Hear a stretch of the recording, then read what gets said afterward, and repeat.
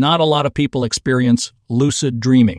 Lucid dreaming, where you're aware that you're dreaming and can even manipulate the dream's events, might sound like something out of a movie, but it's not as common as you might think. Surprisingly, only about 20% of people actually experience it, according to a 2018 study published in the International Journal of Dream Research. So, if you've never had a lucid dream, you're not alone. Lucid dreaming helps reducing nightmares. Did you know that lucid dreaming, where you become aware that you're dreaming while still in the dream, can help reduce nightmares? There have been studies and case reports showing that lucid dreaming techniques can effectively treat recurring nightmares.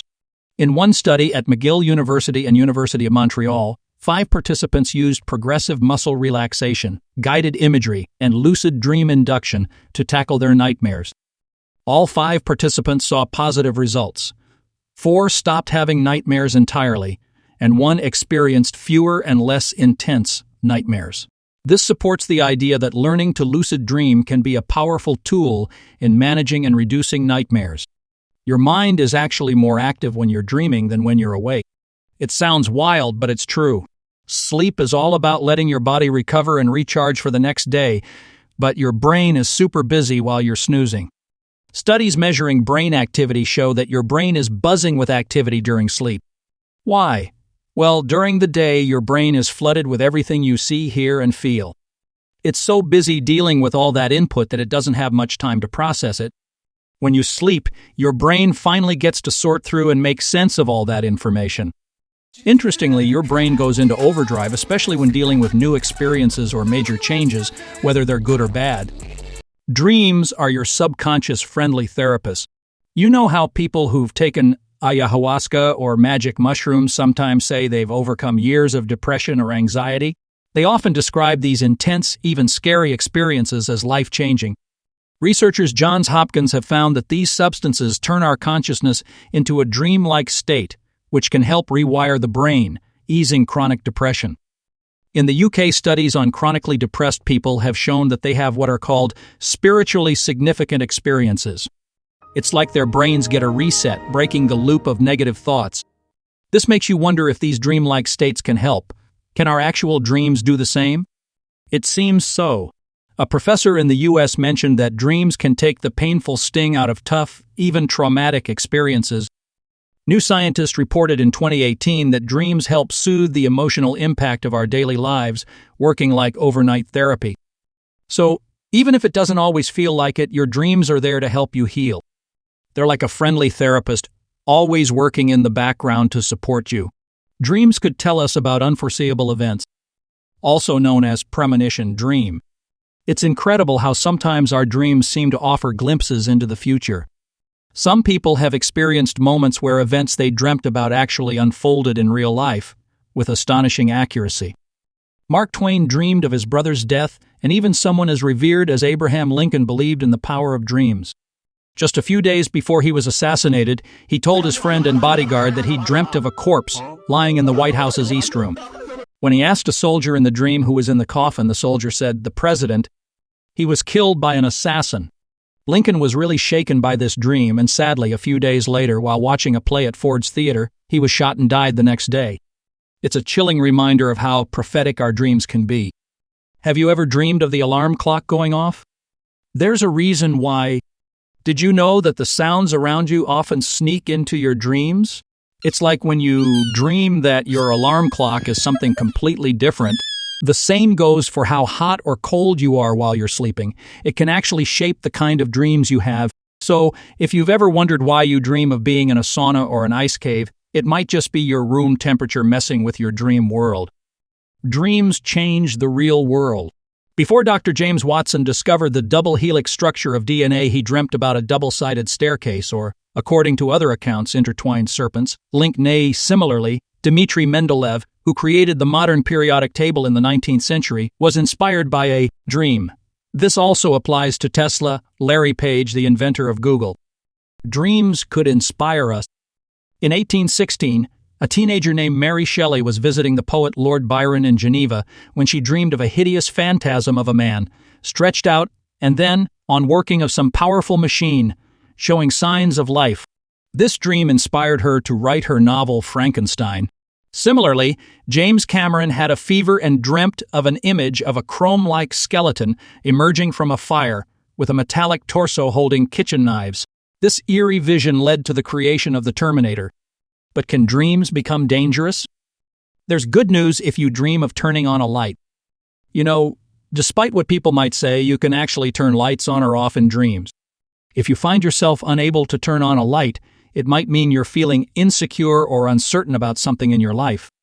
But if you successfully turn on a light in your dream, it could be a sign of positive news or a breakthrough in work or personal matters. It's like your subconscious telling you that good things are on the horizon. There's a way to remember your dreams. Ever wake up in the morning with a sense that you dreamt something but just can't recall what? That's totally normal. Up to 95% of dreams slip away quickly after waking. But here's the good part: remembering dreams is a skill you can work on. Just write down everything you remember about your dreams as soon as you wake up each day. There's a term for when you want to go back to sleep to finish a nice dream. Eunerophrenia refers to the pleasant feeling or state of mind upon waking up from a pleasant dream and desiring to return to sleep to continue experiencing it. It captures that longing to hold onto the positive emotions and experiences from the dream world, even after waking up to reality. Men and women dream differently. Men tend to dream more about activities involving aggression and physicality, while women's dreams often revolve around emotional topics like exclusion or rejection. Women's dreams also tend to be longer and involve more people compared to men's dreams. Surprisingly, men are more likely to dream about other men, whereas women's dreams tend to have a more balanced representation of both genders. Animals also dream. Just like us, our furry friends might twitch or make sounds while they sleep, indicating that they're dreaming. Studies on rats have even shown that their brain activity during sleep mirrors their activity while awake, suggesting that they do indeed dream. The media can affect your dreams. Ever notice that your dreams sometimes lack color? It turns out that whether your dreams are vividly hued or starkly monochrome might have something to do with your age and exposure to media. Older folks, who grew up in the era of black and white TV and photography, often dream in shades of gray.